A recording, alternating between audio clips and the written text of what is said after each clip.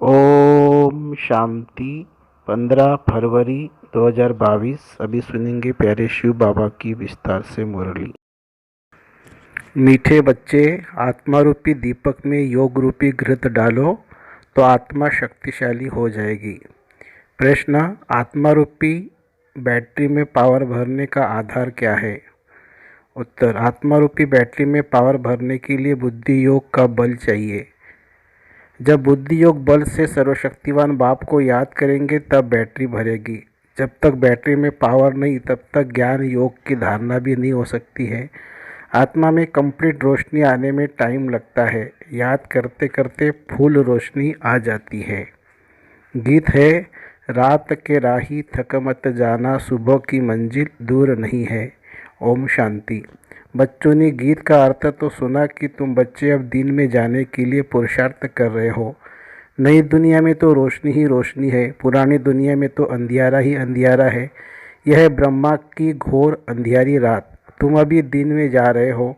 बाप बच्चों को कहते हैं यह बुद्धि का योग लगाते लगाते थक नहीं जाना। जितना तुम योग लगाते हो उतना सोजरा होता है। आत्मा रूपी दीपक की जोत जो उजाई हुई है वह आती जाती है।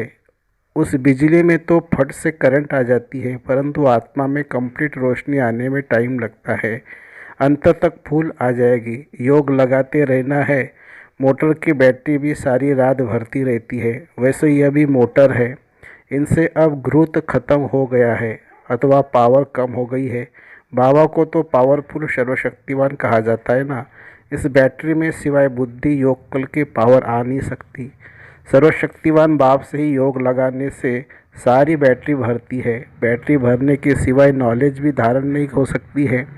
घड़ी घड़ी बाप कहते मुझे याद करो और वर्षा ले लो, मनमना भवो। कितनी सहज बात है। मनुष्य तो राम राम का जाप करते रहते हैं और चाहते हैं राम राज्य हो, परंतु ऐसे राम राम जपने से राम राज्य थोड़ी होगा। ऐसा राम राम तो जन्म जन्मांतर बहुत करते आए। गंगा के कंठे पर बैठकर यह तो कोई को पता ही नहीं तो राम राज्य किसको कहा जाता है। जरूर राम ही राम राज्य बनाएंगे। उन्हों की बुद्धि में तो सीताराम वाला राज्य आ गया है। अब उस राम राज्य में तो राम को ही आराम नहीं था। राम राजा की ही स्त्री चोरी हो गई थी तो प्रजा का क्या हाल होगा। यहाँ भी राजाओं की स्त्री कभी थोड़ी चोरी होती है। यह लोग फिर राम सीता के लिए कह देते हैं। ये बड़ी समझने की बातें हैं। वास्तव में राम तो परमपिता परमात्मा को कहा जाता है। गाते भी है, तुम माता पिता हम बालक तेरे। अब माता पिता कौन सा जिसके लिए यह गाते हैं? एक तो है लौकिक माता पिता, उनको तो यह महिमा नहीं कहेंगे, उनकी तो यह महिमा नहीं कहेंगे। जरूर दूसरा कोई परमपिता परमात्मा है तो जरूर माता भी चाहिए। तो गायन है पारलौकिक माता पिता का। पूछते हैं हु यूज क्रिएटर तो झट कहेंगे गॉड फादर। तो सिद्ध है ना माता पिता है। इस समय ही दो माता पिता होते हैं। सतयुग में सिर्फ एक ही माता पिता होता है। लौकिक माता पिता होते भी यहाँ गाते हैं तुम माता पिता हम बालक तेरे। इस समय हम बच्चों को बाप द्वारा सुख घनेरे मिल जाते हैं। फिर एक माता पिता ही हो जाता है। पारलौकिक माता पिता द्वारा सतयुग की प्रारब्ध सुख घनेरे मिलते हैं। उस माता पिता का ही गायन है। फिर भी ऐसे बाप को बच्चे याद करना भूल जाते हैं। तुम बच्चों को तो सबको बाप का परिचय देना है कि बाबा आया है। हमेशा शिव बाबा और ब्रह्मा बाबा कहते हैं। प्रजापिता का तो नाम बाला है ना। शिव बाबा, ब्रह्मा बाबा, लौकिक बाबा व पारलौकिक परम पिता वह फिर माता पिता कैसे बनते हैं? ये बड़ी गुह्य बातें हैं। कोई भी आते हैं तो पहले यह पूछो कि परम पिता परमात्मा आपका क्या लगता है, प्रजापिता आपका क्या लगता है। जब अम्बा भी गुप्त तो यह भी ब्रह्मा भी गुप्त। यह ब्रह्मा है बड़ी माँ। लौकिक बाप का तो नाम रूप देश काल सब जानते हैं। अब तुम उनको पारलौकिक माता पिता का नाम रूप देश काल ऑक्यूपेशन बताओ।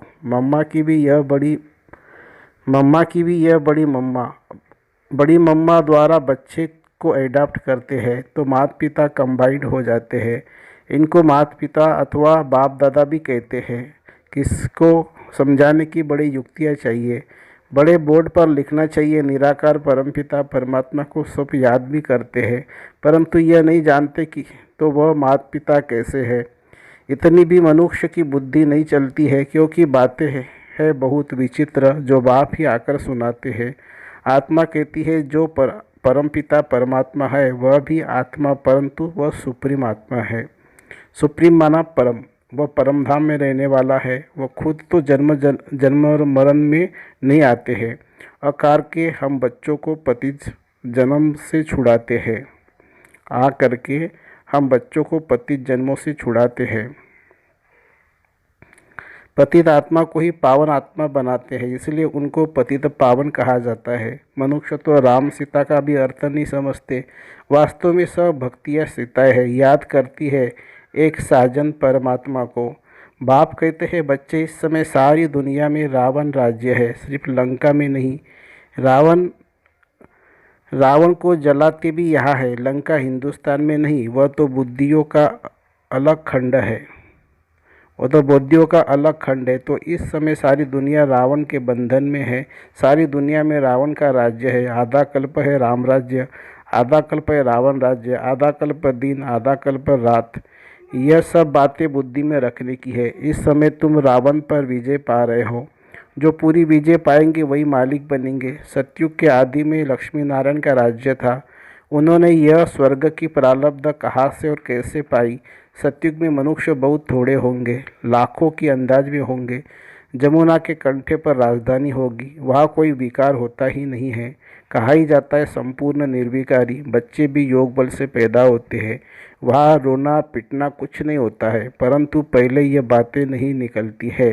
पहली बात ही यह उठाओ कि निराकार परमपिता परमात्मा और हम आत्माएं भी परलोक से आते हैं, तो तुम्हारा पारलौकिक परमपिता से क्या संबंध है। नंबर 1 बात है यह।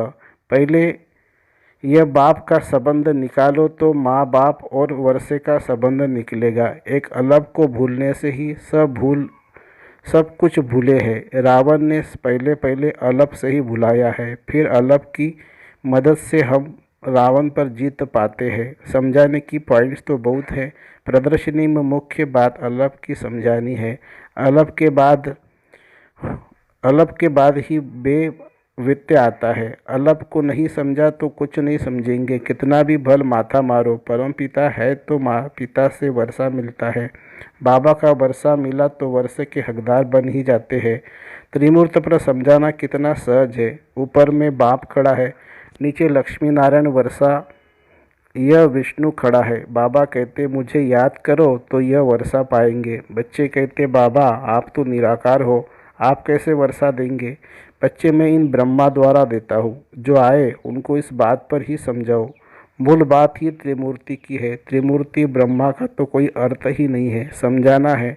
ये निराकार शिव बाबा, उनको ही ज्ञान का सागर कहा जाता है। फिर यह वर्षा है। अब बाप तो है निराकार, फिर उन लक्ष्मी नारायण को वर्षा कैसे मिले, कहाँ से आया। तुम यहाँ अपने को विष्णु कुमार नहीं कहलाते हो, तुम तो हो ही बीके। ब्रह्मापुरी मनुष्यों को ही नहीं, ब्रह्मापुरी मनुष्यों की ही कही जाती है, जहाँ खास ब्राह्मण रचते हैं। सिंध में भी ब्रह्मापुरी थी। ये किसने समझाया? शिव बाबा ने। हमेशा बाप दादा कंबाइन कहना है। कभी बाबा कभी दादा बोलेंगे तो दोनों आत्माओं को सुख तो एक ही है, तो दोनों आत्माओं को मुख तो एक ही है ना। जब किसी को चाहे यूज करेंगे, बंधन थोड़ी है। तो पहले यह बात कि ज्ञान सागर गीता का भगवान बाप है। वह कहते हैं यह ब्रह्मा विष्णु शंकर तो सूक्ष्म वतनवासी है, देवता है। यह ब्रह्मा तो मनुष्य है, जब संपूर्ण बनेंगे तो देवता कहलाएंगे। यह तपस्या कर फिर देवता बनते हैं। इन ब्रह्मा कुमार कुमारियों को भगवान सिखलाते हैं ब्रह्मा द्वारा। चित्रों पर अच्छी रीति समझाना है। समझानी बहुत सहज है। यह शिव बाबा, यह वर्षा, यह शिव तो निराकार है, इसीलिए ब्रह्मा द्वारा देते हैं। ब्रह्मा द्वारा स्वर्ग की स्थापना जरूर अभी हो, राजयोग सीखते हैं यह बनने के लिए। यह शिवपुरी, यह विष्णुपुरी है। अच्छा, मीठे मीठे सिखे लदे बच्चों प्रति माता पिता बाप दादा का याद प्यार और गुड मॉर्निंग। रूहानी बाप की रूहानी बच्चों को नमस्ते। हम रूहानी बच्चों की रूहानी माता पिता बाप दादा को याद प्यार, गुड मॉर्निंग और नमस्ते बाबा, नमस्ते। धारणा के लिए मुख्य सार। अल्प की याद से रावण माया पर जीत पानी है। सबको अल्प का परिचय देना है। याद की यात्रा में थकना नहीं है। अपनी बैटरी को चार्ज करने के लिए सर्वशक्तिवान बाप की याद करना है। वरदान। एक बाप की याद द्वारा एकाग्र स्थिति का अनुभव करने वाले सार स्वरूप भव। एकाग्र स्थिति में रहने की सहज विधि है एक की याद। एक बाबा दूसरा न कोई। जैसे बीज में सब कुछ समाया होता है, ऐसे बाप भी बीज है जिसमें सर्व संबंधों का, सर्व प्राप्तियों का सार समाया हुआ है। एक बाप को याद करना अर्थात सार स्वरूप बनना। तो एक बाप दूसरा न कोई, यह एक की याद एकाग्र स्थिति बनाती है। जो एक सुखदाता बाप की याद में रहते उनके पास दुख की लहर कभी आ नहीं सकती। उन्हें स्वप्न भी सुख के, खुशी के, सेवा के और मिलन मनाने के आते हैं। स्लोगन है, श्रेष्ठ आशाओं का दीपक जगाने वाले ही सच्चे कुल दीपक है। श्रेष्ठ आशाओं का दीपक जगाने वाले ही सच्चे कुल दीपक है। मातेश्वरी जी के अनमोल महावाक्य। परमात्मा द्वारा फर्स्ट लॉटरी क्यों न विन करे। देखो, बहुत मनुष्य ऐसे समझते हैं थोड़ा सा भी पुरुषार्थ करने से हम भी वैकुंठ में तो आ जाएंगे ना, परंतु उनको यह सोचना चाहिए कि परमात्मा बाप आया है तो कंप्लीट वर्षा लेने के लिए तो स्टूडेंट का काम है संपूर्ण पुरुषार्थ कर स्कॉलरशिप लेना। तो पहला नंबर लॉटरी क्यों न विन करे, वह है विजयमाला में पिराए जाना। बाकी जो लड्डू पकड़कर बैठे, यहाँ का भी हद का सुख लूँ और वहाँ का भी वैकुंठ को कुछ न कुछ सुख ले लेंगे, ऐसे विचारवान को मध्यम और कनिष्ठ पुरुषार्थी कहेंगे, न कि सर्वोत्तम पुरुषार्थी। जब बाप देने में आनाकानी नहीं करता तो लेने में वाले क्यों कतराते हैं। तब गुरु नानक ने कहा, परमात्मा को दाता है, समर्थ है, मगर आत्माओं को लेने का भी ताकत नहीं। देदा दे, लेंदा थक पाए। देने वाला देता है लेकिन लेने वाला थक जाता है। आपके दिल में आता होगा, हम क्यों न चाहेंगे कि हम भी यह पद पाए, परंतु देखो बाबा कितनी मेहनत करता है, फिर भी माया कितनी बिघड़ डालती है। क्यों? अभी माया का राज्य समाप्त होने वाला है। अब माया ने सारा सार निकाल दिया है। तब ही परमात्मा आते हैं जिसमें सब रस समाया हुआ है, जिससे सभी संबंध की रसना मिलती है। तभी तमेव माता च पिता तमेव आदि आदि, ये महिमा उस परमात्मा की है। तो बलिहारी इस समय की है जो ऐसा संबंध हुआ है।